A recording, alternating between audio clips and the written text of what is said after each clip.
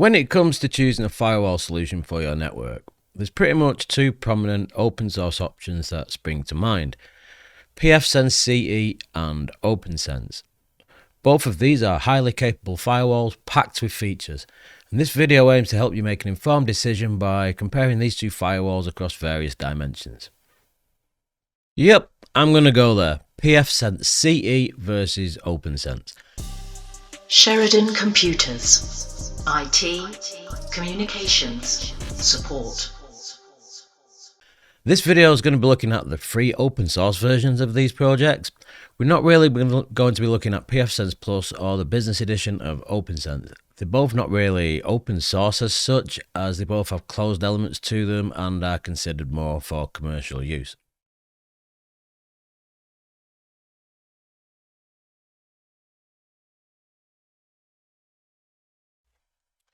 The debate between pfSense and OPNsense has been a constant topic within the networking and IT communities for years, and will likely be for many years to come.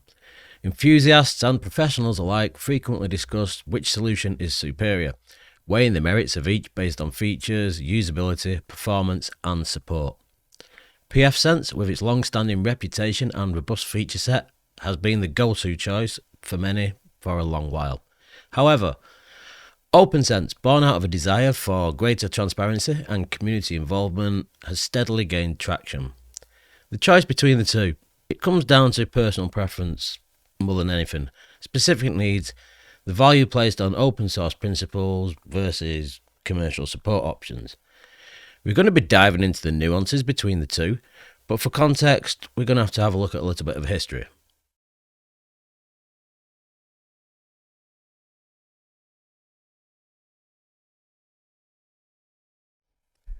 pfSense CE was originally forked from the MonoWall project back in 2004 by Chris Buchler and Scott Ulrich, and it's since grown into a popular and robust firewall solution maintained by Netgate, a US-based company, which recently Netgate has introduced pfSense Plus, which is a commercial offering, which has led to concerns that the CE version may not receive as much attention and development focus. Now, OPNsense was forked from pfSense back in 2015 by a Dutch company, DCO, I'm not sure you say that. The fork was driven by a desire to create a more transparent and community-driven project.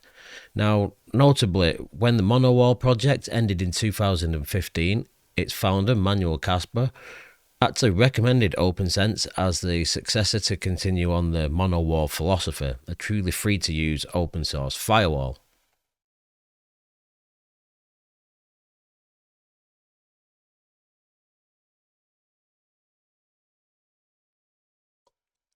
If we look at the ownership and development of these projects, pfSense CE, owned by Netgate, a US-based company, follows a more centralized development model with significant contributions from Netgate. The recent introduction of pfSense Plus has shifted some of their focus away from the CE version. pfSense CE has a strong community involvement with forums, mailing lists, and a comprehensive documentation wiki. Now, OPNsense, owned by DCO, a Dutch company, emphasizes a community-driven approach with transparency in development and decision-making. They have an active community with regular updates and extensive documentation.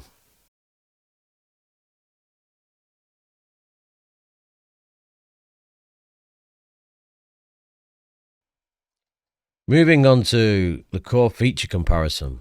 So, They both firewalls and they both do routing. pfSense CE offers stateful packet filtering, NAT, so network address translation, and advanced routing capabilities.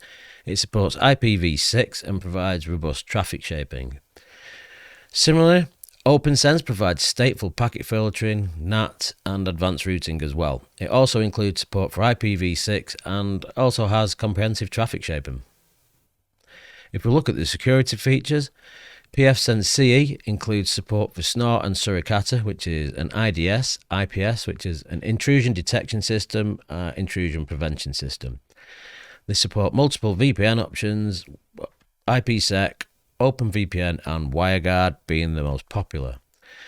Similarly, OpenSense offers IDS, IPS via Suricata, has multiple VPN options, IPsec, OpenVPN, Wireguard, similarly, and strong security protocols. It also includes built-in two-factor authentication for the web interface, which pfSense has a lack of.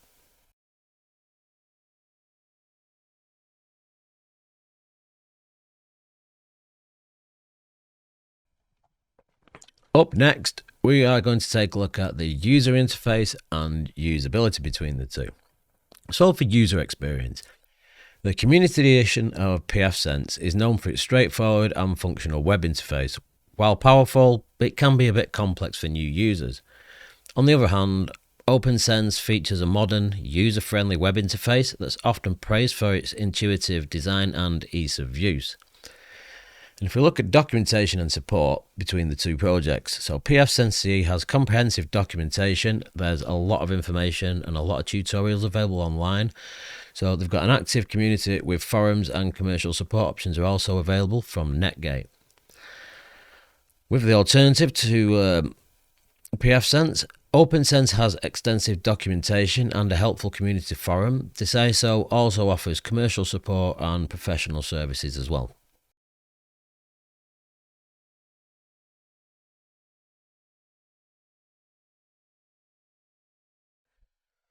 If we move on to the performance and scalability, the hardware requirements for both of these projects is going to be very similar because they're both based on FreeBSD, and there did not be much divergence between the two projects over the years. So pfSense CE runs on a wide range of hardware, from small appliances to enterprise grade servers. Minimum specs are modest, but performance scales better with hardware, and you'll notice that I've covered installing both of these projects on budget PCs from AliExpress. Take a look at that video. OpenSense similarly flexible with hardware, supporting a range from small devices to powerful servers. Performance again is dependent on the hardware capabilities. Now, what would I recommend personally for the hardware? Well, I'd go with a minimum of a 1 GHz dual core processor, 4 GB of RAM. Install method, you can install via Serial Console or Video VGA. For storage, you want to go with a 40 GB SSD with a minimum of 2 GB of memory needed for the actual installer to run. And if we look at the performance metrics, performance-wise, pfSense CE, known for its high reliability and performance in various network environments. OpenSense also delivers strong performance, with many users reporting excellent throughput and stability. You can check from my videos on how these work. I've configured these in many environments, both versions. So, moving on.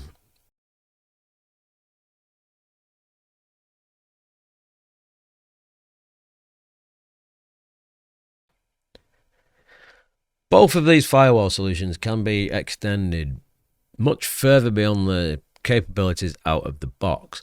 So next we're going to move on and take a look at extensibility and customization. Mainly the plugins and packages that are available for each. So pfSense CE offers a variety of plugins and packages for additional functionality, such as PF Blocker NG, which is used for GeoIP blocking, DNS blocking, things like that. Tailscale is also available for pfSense CE, but it's not available for OpenSense. And Tailscale is a virtual private networking solution that allows you to access your own machine without forwarding ports and things like that. There's a lot more on Tailscale, and I do plan on doing some more videos on it. If we look at OpenSense, it also provides a feature-rich plugin system, including features like the Acme client for Let's Encrypt, so automated SSL certificates, HA proxy, and much more. Now, when it comes down to API and the documentation for the API, out of the box, pfSense does not have an official REST API, so it limits options for automation and integration with other systems. Now, on the other hand, OpenSense has a really good API. It's kind of API based.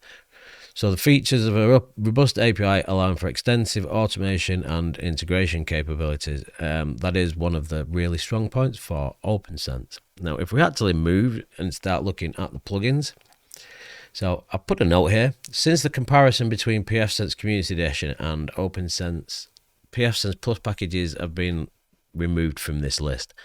Now I'm going to leave the link to my forum with my whole notes on this, so you can feel free to leave your comments. Now you can see that there's a long list. So Acme is also supported by a pfSense. We've got UPS daemons, DarkStat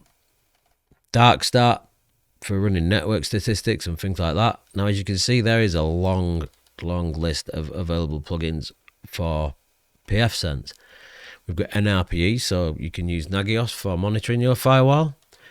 NTOP-NG, so network probe, showing uses similar to the way to TOP does for processes.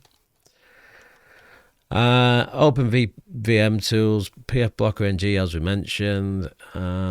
We've got Suricata, and then we've also got things like Zabbix agents, so you can use Zabbix to monitor your firewall as well. And if we look at the OpenSense plugins, so I say the plugins between the two are not identical, so this could be one of the decisions at stage one way or the other. As I mentioned previously, Tailscale is not available currently for...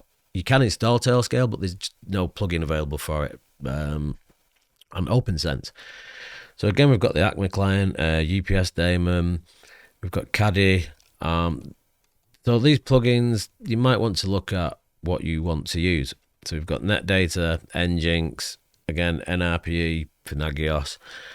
Similarly, we've got the Zabbix monitoring agents.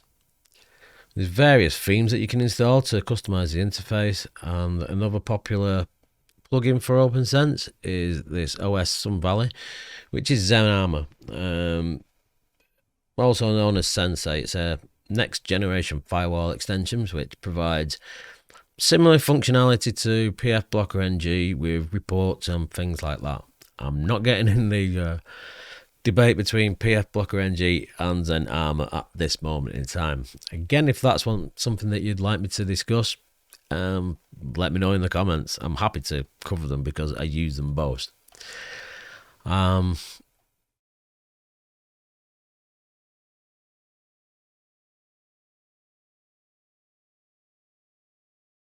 Now, when it comes down to licensing and cost, this could be one of those things that may sway you one way more than the other.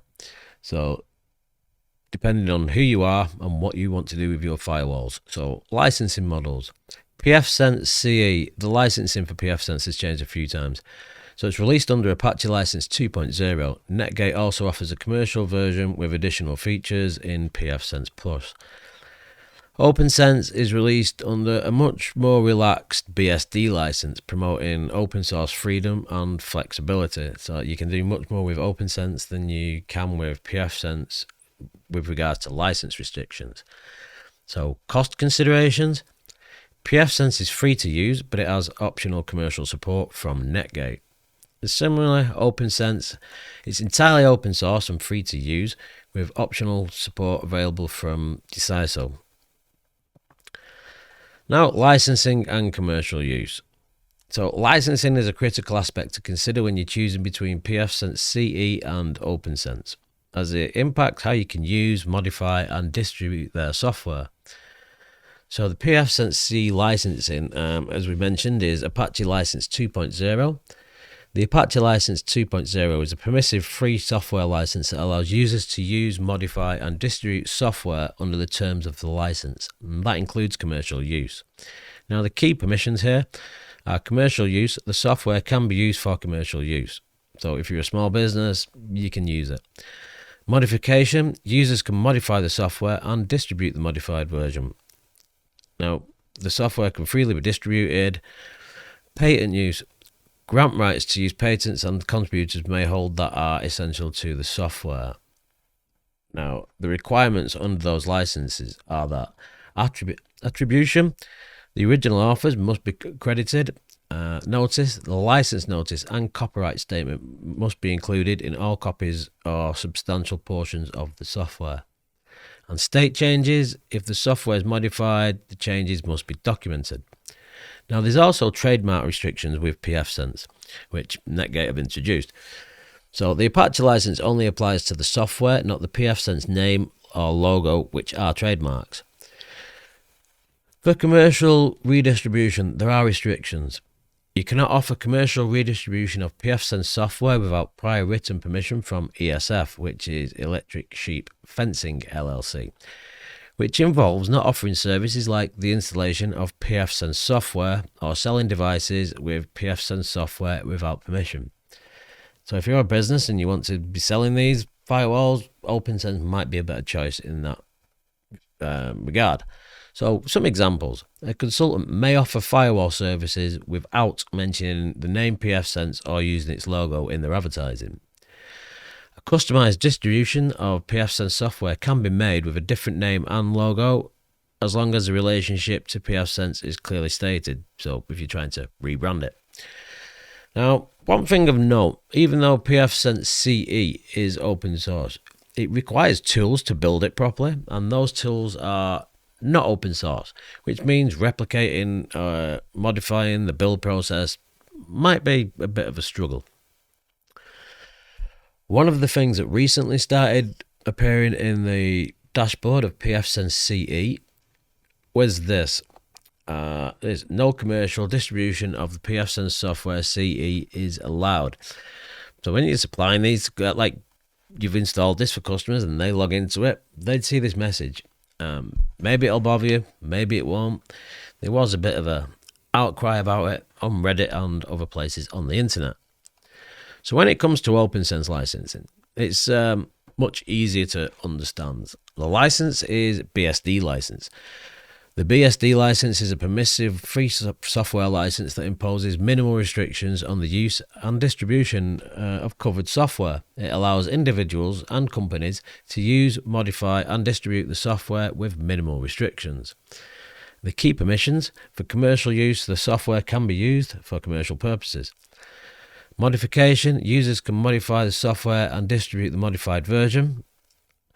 And for distribution, the software can be distributed freely. So there's a massive difference between the OPNsense licensing and what you can do with it, and pfSense licensing and what you can do. Now, the only requirements under the OPNsense licensing are the original authors must still be credited in the source code and no warranty. So the license typically disclaims warranties limiting the liability for the authors. So there's really not much in there.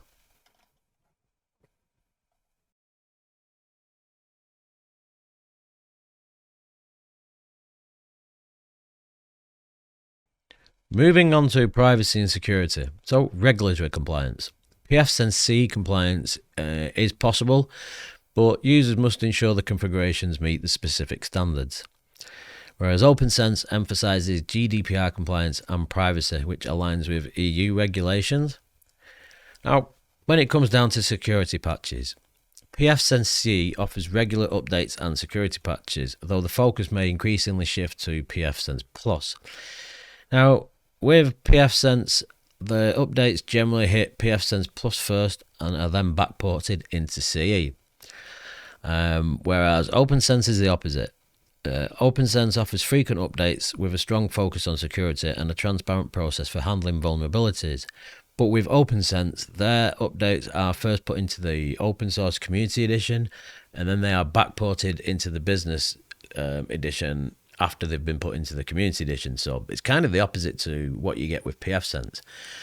Now, one thing with OPNsense is there are a lot more updates on OPNsense than there are with pfSense with regards to frequency. As I mentioned, OPNsense is updated bi-weekly, so every couple of weeks updates are available for OPNsense, where pfSense is a bit more relaxed. Again, that's personal preference. Some people prefer the frequent updates on OPNsense. I do. I like to have security updates on devices that are facing the internet. Some people prefer pfSense because they don't have to update the firewalls as much. So again, that's where the personal preference things come down.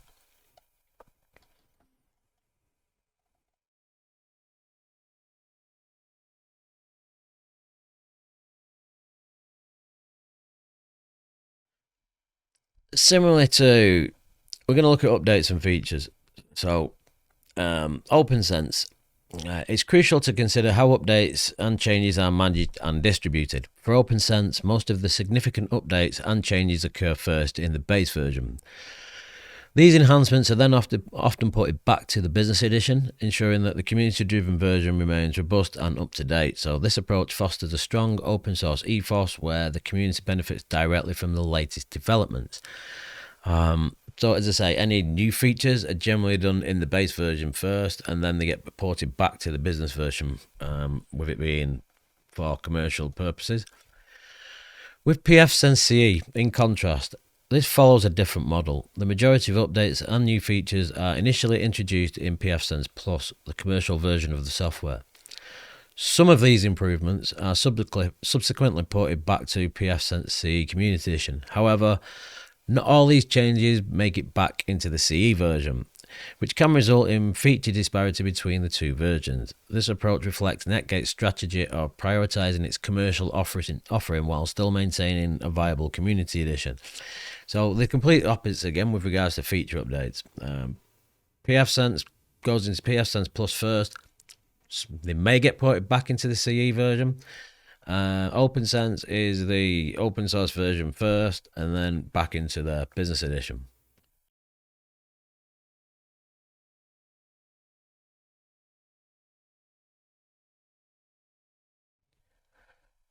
Case studies on user feedback. So in real-world applications, pfSense CE is widely used in both small businesses and enterprise environments, and it's known for its robustness and reliability. Now, I've offered consulting services to schools, colleges, businesses with regards to pfSense CE and Plus versions. OPNsense is also popular in diverse settings, praised for its ease of use and strong feature set. And again, I've deployed these to businesses as well. So, and I don't have many complaints from either, to be honest. So, feedback. pfSense CE users appreciate its comprehensive feature set and reliability, but note a steeper learning curve and concerns about the focus on pfSense Plus, which seems to be a theme here. OPNsense, on the other hand, often lauded for its user-friendly interface and active development community, making it accessible for new users. So the user interface is one of the things that OPNsense seems to be popular for with regards to new people and learning curves.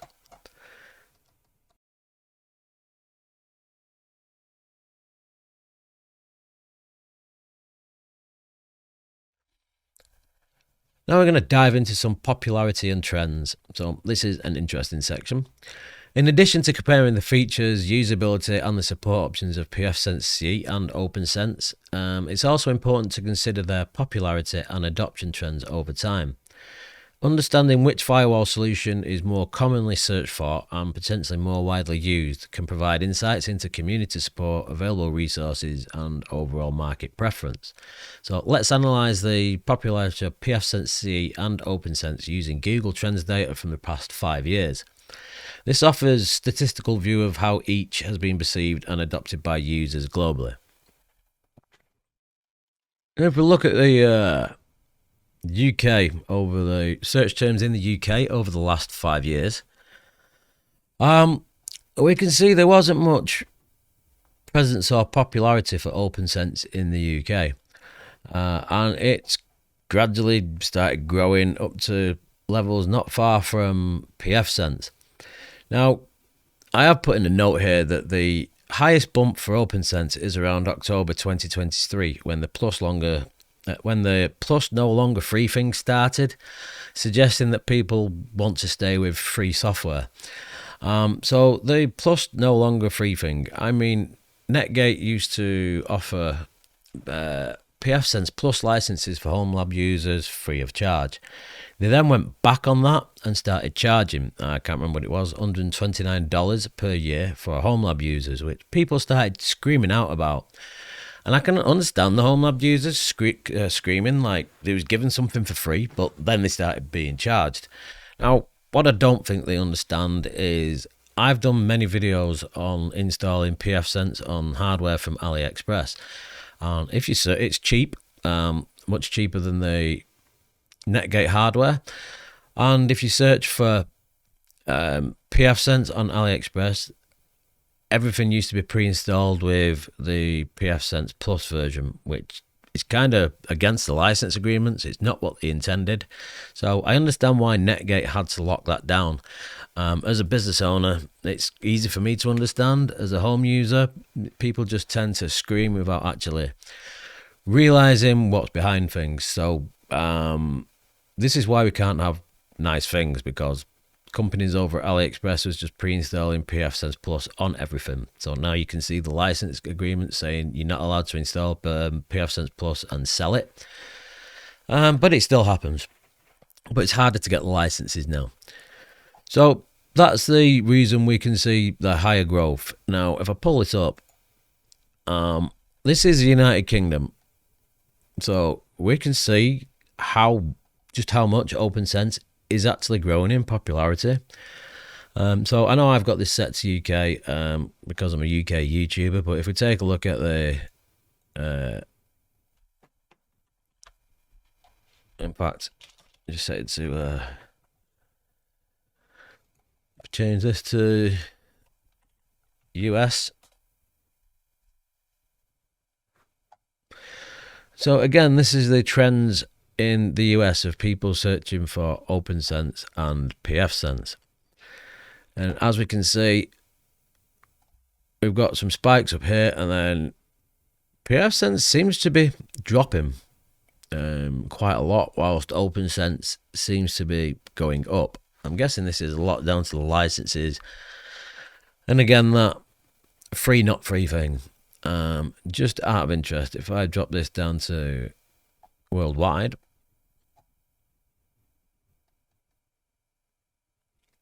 so we can see pfSense is kind of maybe declining a bit at the end.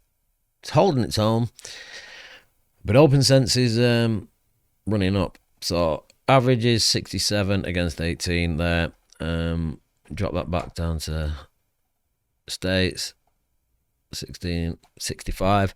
But it is certainly growing in popularity. So I just figured I'd cover that because it's good to know what other people are using and other people think. So looking at the trends was a good option.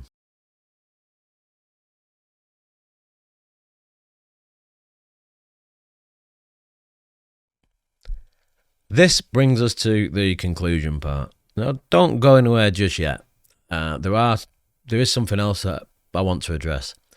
But let's go through the summary of key differences. pfSense CE is backed by a US company, which is Netgate. And it has a more centralized development approach, whereas OPNsense is EU-based, DCISO, and emphasizes community-driven development. Now, the recent introduction of pfSense Plus may divert attention and resources from pfSense CE. OPNsense generally offers a more modern and user-friendly interface compared to OPNsense CE. OPNsense was recommended as the go-to solution following the end of the MonoWall project.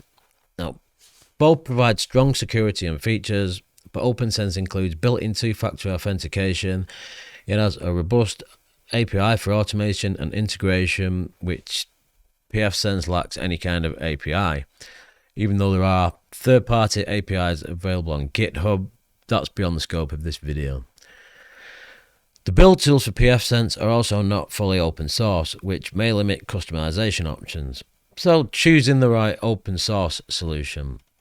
If you're considering commercial support options, then choosing a company in the appropriate location and time zone can be one of your deciding factors. Do you need the business offering or not? I'll look at the community involvement and open source philosophy. Then OPNsense might be a more suitable for choice to go. Whichever solution you decide to go for, there's no right or wrong answer. Both are solid firewalls, both are solid solutions, and I'd recommend both. So I just happen to go with OPNsense at the moment because of licensing restrictions, of the locations, of hardware availability in the UK. But you make your mind up. Now, I did say that there's something else I want to address. Well, let's dive into that.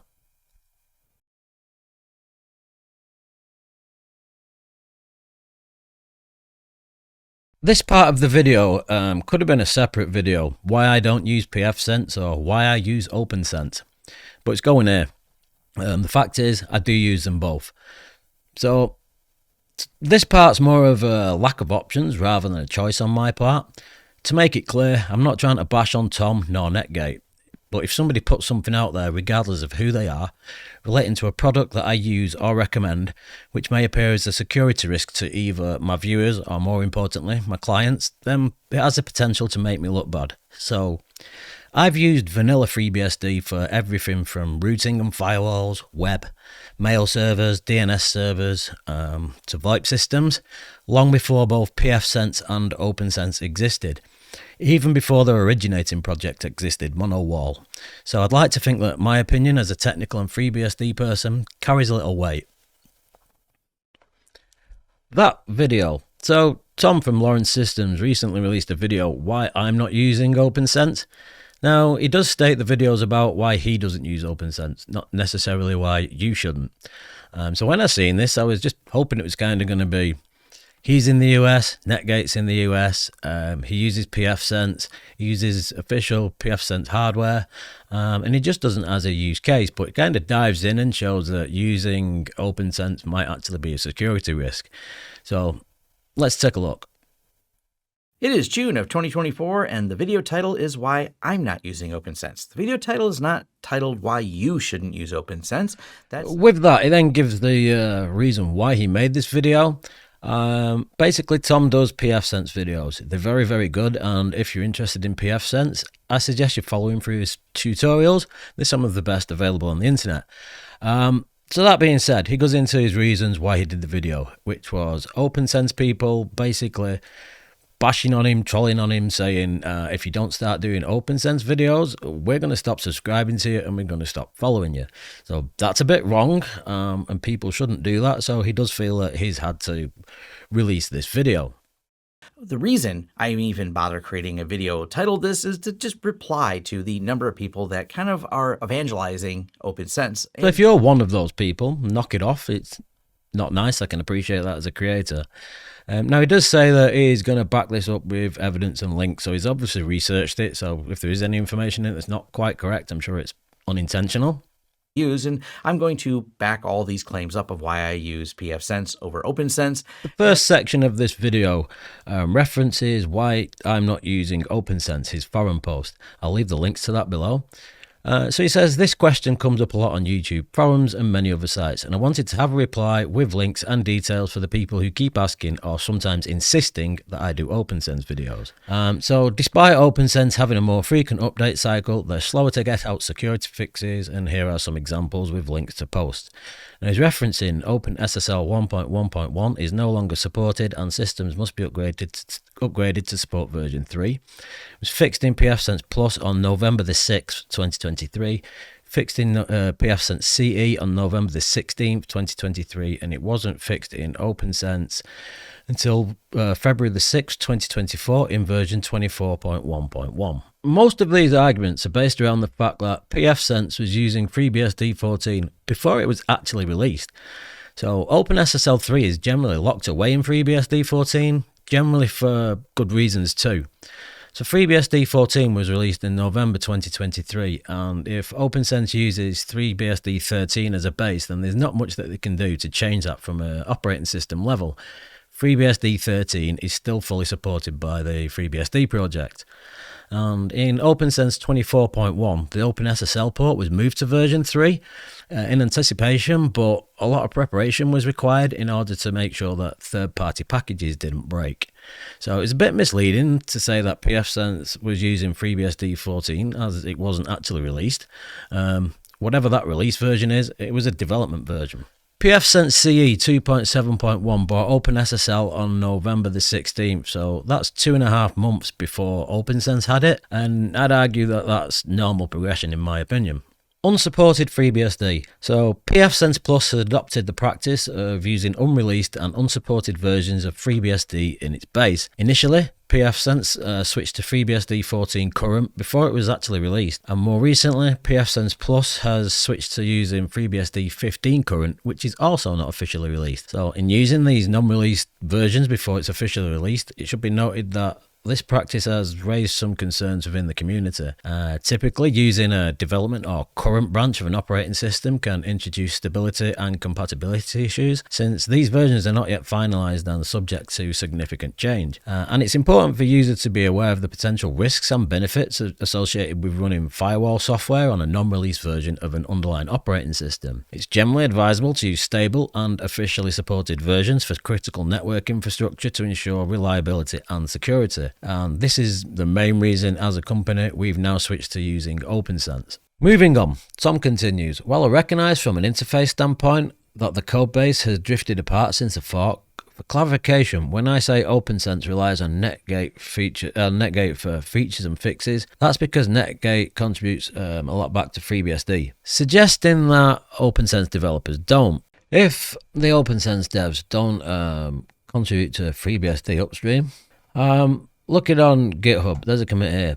PF always log NAT rule and do it pre-write. And this Fitchner is one of the OPNsense devs. So there's a commit straight away. DH client support vid0, no VLAN decapsulation.